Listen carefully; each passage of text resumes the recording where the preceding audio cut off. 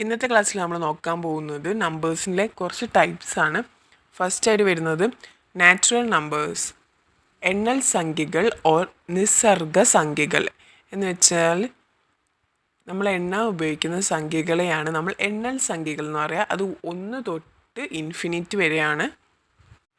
എണ്ണൽ സംഖ്യകളെ നമ്മൾ counting numbers എന്നും പറയും. ഏറ്റവും ചെറിയ എണ്ണൽ സംഖ്യ 1 ആണ്. ഇനി എണ്ണൽ സംഖ്യകളുടെ തുക കണ്ടുപിടിക്കാൻ വേണ്ടിയിട്ടുള്ള ഇക്വേഷൻ എന്താ വെച്ചാൽ n/n+1 ഡിവൈഡഡ് ബൈ 2 ആണ്. നമുക്കൊരു ക്വസ്റ്റ്യൻ നോക്കാം. ആദ്യത്തെ 70 എണ്ണൽ സംഖ്യകളുടെ തുക എത്ര? n/n+1 ഡിവൈഡഡ് ബൈ 2 ആണ് അതിൻ്റെ ഇക്വേഷൻ. അപ്പോൾ ഇവിടെ n എത്രയാണ്? 70. അപ്പോൾ 70 × 71 ഇങ്ങനെ വന്ന് n+1 ചെയ്യണ്ടേ?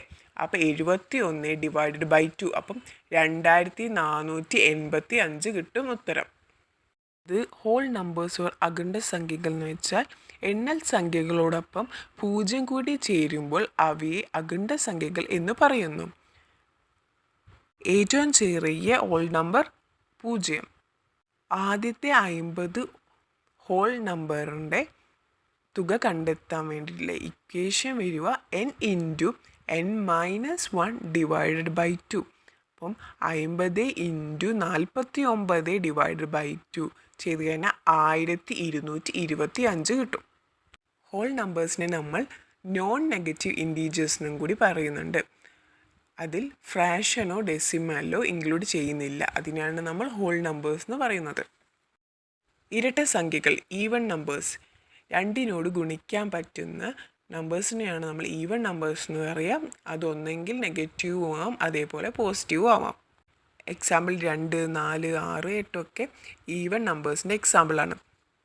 അടുത്തത് ഒറ്റ സംഖ്യ, ഓൾഡ് നമ്പേഴ്സ്. ഓൾഡ് നമ്പേഴ്സ് വെച്ച് കഴിഞ്ഞാൽ രണ്ടിനോട് ഗുണിക്കാൻ പറ്റാത്ത, ഡിവിസിബിൾ അല്ലാത്ത നമ്പേഴ്സിനെയാണ് നമ്മൾ ഓഡ് നമ്പേഴ്സ് എന്ന് പറയുക.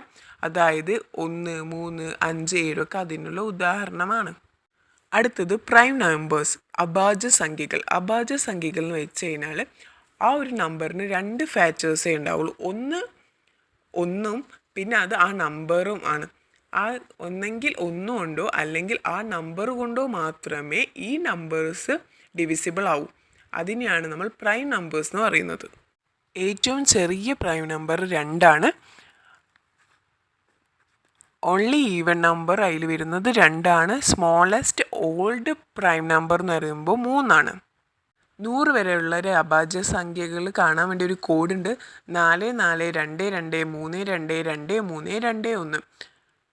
1 തൊട്ട് 10 വരെ 4 അഭാജ്യ സംഖ്യകളാണ്. 11 തൊട്ട് 20 വരെ 4, 21 തൊട്ട് 30 വരെ 2, 31 തൊട്ട് 40 വരെ 2, 41 തൊട്ട് 50 വരെ 3, 51 തൊട്ട് 60 വരെ 2, 61 തൊട്ട് 70 വരെ 2, 71 തൊട്ട് 80 വരെ 3, 81 തൊട്ട് 90 വരെ 2, 91 തൊട്ട് 100 വരെ 1. അടുത്തത് കോമ്പോസിറ്റ് നമ്പേഴ്സ്. ഒന്നിൽ കൂടുതൽ ഫാക്ടേഴ്സ് ഉള്ളതിനാണ് നമ്മൾ കോമ്പോസിറ്റ് നമ്പേഴ്സ് എന്ന് പറയുന്നത്. ഭാജ്യ സംഖ്യകൾ എന്നാണ് അതിനെ മലയാളത്തിൽ പറയുന്നത്. നമുക്കൊരു ഉദാഹരണം നോക്കാം. 4 ഒരു കോമ്പോസിറ്റ് നമ്പറാണ്. അതെന്താ? ഇത് 1 കൊണ്ടും 2 കൊണ്ടും 3 കൊണ്ടും ഡിവിസിബിൾ ആണ് 4. അടുത്തത് കോ പ്രൈംസ്. ഒരു കോമൺ ഫാക്ടർ മാത്രമുള്ള സംഖ്യകളെയാണ് നമ്മൾ കോ പ്രൈംസ് എന്ന് പറയുന്നത്. അതിൻ്റെ HCF എന്തായിരിക്കും? എപ്പോഴും 1 ആയിരിക്കും. ഇത് റോമൻ നമ്പേഴ്സ്. റോമൻ നമ്പേഴ്സ് എന്ന് വെച്ച് കഴിഞ്ഞാൽ അതൊരു സിസ്റ്റമാണ്. 7 ലെറ്റേഴ്സ്, റോമൻ ആൽഫബറ്റ്സിലെ 7 ലെറ്റേഴ്സ് യൂസ് ചെയ്തിട്ട് നമ്മൾ സംഖ്യകളെ എഴുതുന്നതിനെയാണ് നമ്മൾ റോമൻ നമ്പേഴ്സ് എന്ന് പറയാം. അതിൽ യൂസ് ചെയ്യുന്ന ലെറ്റേഴ്സ് IVXLCDM. ഐനെ യൂസ് ചെയ്യുന്നത് 1 ആയിട്ടും, V 5, X 10, L 50, C 100, D 500, M 1000. അടുത്തത് വരുന്നത് ബൈനറി നമ്പേഴ്സ്. ആ നമ്പേഴ്സ് യൂസ് ചെയ്യുന്നത് കമ്പ്യൂട്ടർ ആർക്കിടെക്ചറിൽ യൂസ് ചെയ്യുന്ന നമ്പേഴ്സിനെയാണ് നമ്മൾ ബൈനറി നമ്പേഴ്സ് എന്ന് പറയുക. അതിലാകെ 2 സിമ്പിൾസാണ് എപ്പോഴും യൂസ് ചെയ്യുക, 0 and 1. അവിടുത്തെ ബേസ് വാല്യൂ എന്ന് പറയുന്നത് 2 ആയിരിക്കും. ഇത് ഹെക്സാഡെസിമൽ. അതിൻ്റെ ബേസ് വാല്യൂ എപ്പോഴും 16 ആയിരിക്കും. ഇതാണ് ഭിന്നസംഖ്യകൾ. ഭിന്നസംഖ്യകൾ വെച്ച് കഴിഞ്ഞാൽ റാഷണൽ നമ്പേഴ്സ് P/Q രൂപത്തിൽ എഴുതാൻ പറ്റിയ സംഖ്യകളാണ് ഭിന്നസംഖ്യകൾ. അതായത് 2/5, 3/4 അങ്ങനെ വരുന്ന നമ്പേഴ്സിനെയാണ് നമ്മൾ റാഷണൽ നമ്പേഴ്സ് എന്ന് പറയുന്നത്.